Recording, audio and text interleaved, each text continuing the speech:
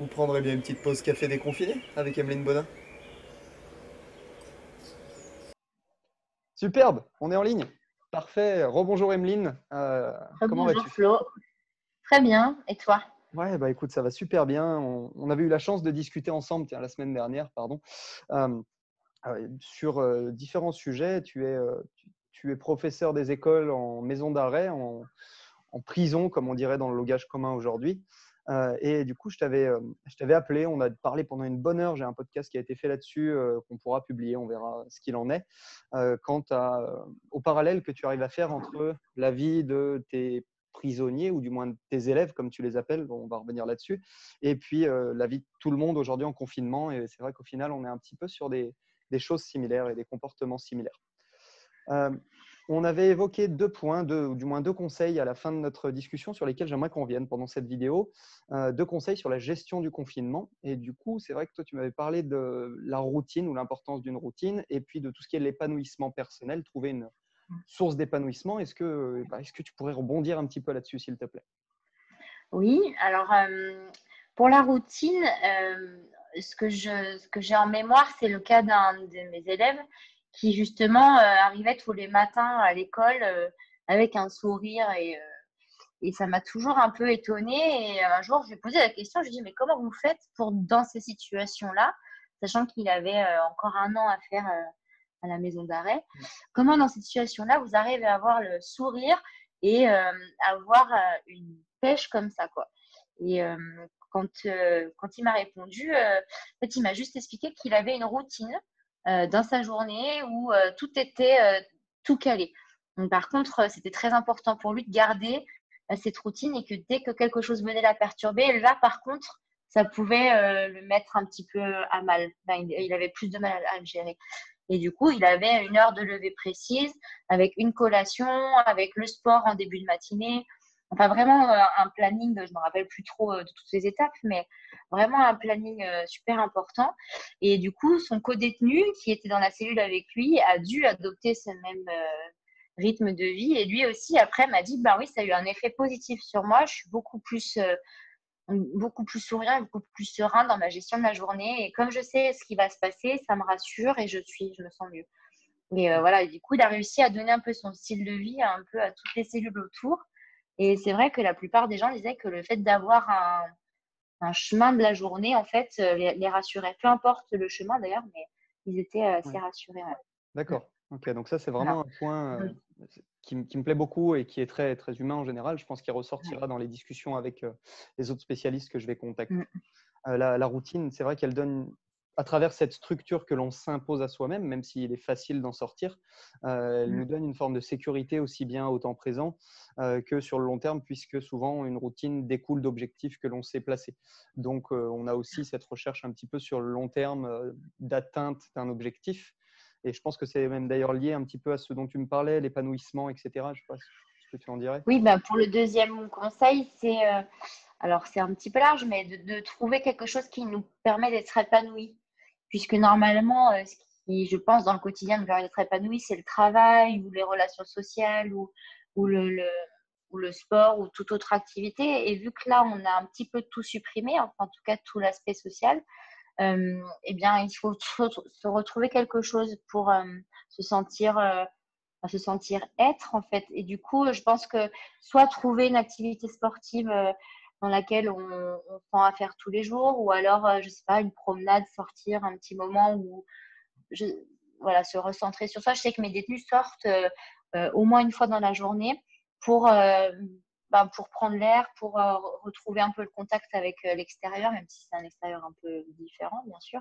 Nous, on a la chance de pouvoir sortir dans la nature et eux, c'est entre quatre murs, donc c'est Ouais. encore pas la même chose.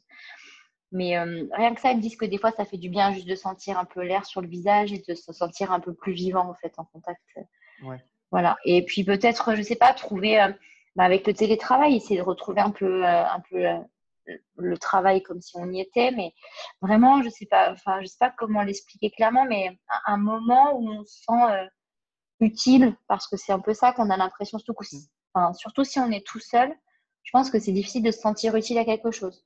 Comme, Ne serait-ce ouais. que se faire à manger tout seul, enfin, c'est quand même pas la même chose Ouais, quand je on pense est qu'on pourrait plusieurs. définir ça comme une forme de besoin d'accomplissement.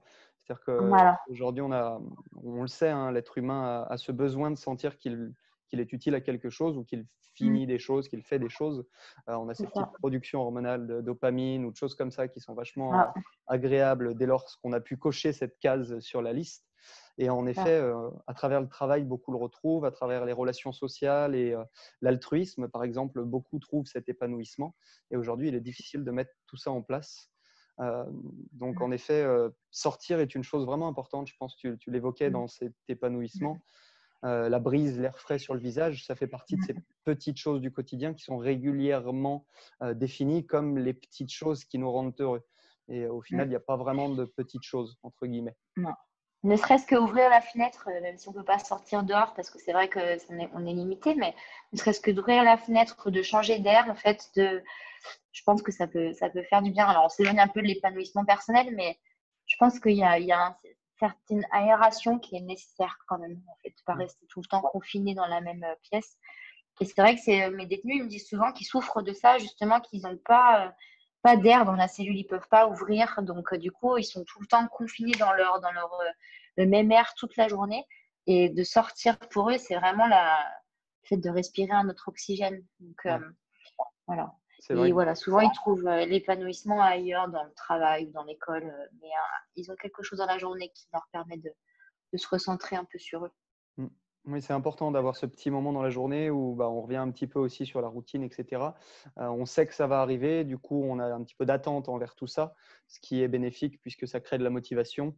Bref, avoir vraiment ces moments où on est certain qu'on va faire quelque chose d'utile, que ce soit pour le futur ou pour le C'est ça. présent, mais qu'on va faire quelque chose d'utile. Ça, C'est ça. c'est superbe. Et puis là, tu parlais des cellules. C'est vrai qu'aujourd'hui, là, ils ont cette difficulté, tes prisonniers ou du moins tes élèves, de vivre dans une cellule. Donc, ils ne peuvent pas choisir l'heure d'ouverture des portes, etc. Non, Nous, on a cette non, chance d'avoir au minimum des fenêtres, comme tu l'as si bien fait remarquer, c'est ça. et garder les fenêtres ouvertes le plus souvent possible, malgré le Ouais. bruit qu'il y avait à l'époque. Aujourd'hui, c'est vrai que si on écoute bien, il n'y a plus autant de bruit. C'est vachement Il y a moins agréable. de bruit. Ouais. C'est l'une des solutions qui, sur le quotidien, peut être importante. Laisser les fenêtres ouvertes, laisser de l'air rentrer, du soleil.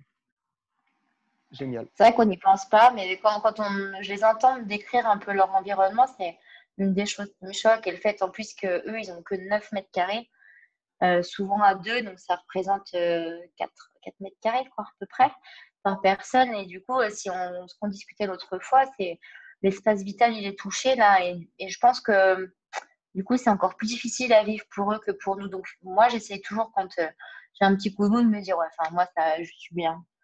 Bien parce qu'il y a toujours, c'est toujours plus difficile ailleurs. Et voilà, enfin, moi, quand j'imagine leurs conditions au quotidien, alors oui, certes, comme beaucoup pensent, c'est un peu une punition, mais voilà. Bah, Ça, c'est une façon, entre guillemets, sûrement une bonne façon de faire comprendre aux gens l'importance ou la chance qu'on a d'être à l'extérieur. Et du coup, c'est une privation de liberté. C'est ce qui se passe. Quand tu m'as redemandé de retravailler là-dessus, c'est une des choses qui m'est venue ce matin. Ouais. C'est moi, la liberté, j'avais pas besoin forcément qu'on me rappelle de la valeur qu'elle avait. Parce que tous les soirs, quand je sors du travail, je me dis oui, moi, je sais pourquoi, enfin, c'est cool la liberté, quoi. Et vu que je suis en contact avec des gens qui sont privés de liberté.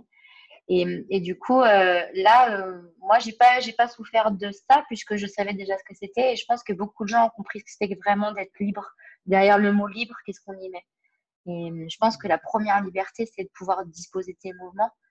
Donc, du coup, bah, voilà, un détenu qui est privé de liberté, c'est privé des mouvements, pas privé des besoins primaires. Voilà. Je pense Ok. que c'est important de le rappeler, ça, un petit peu aussi. Écoute, moi, je suis tout à fait dans ton camp sur ce coup-là.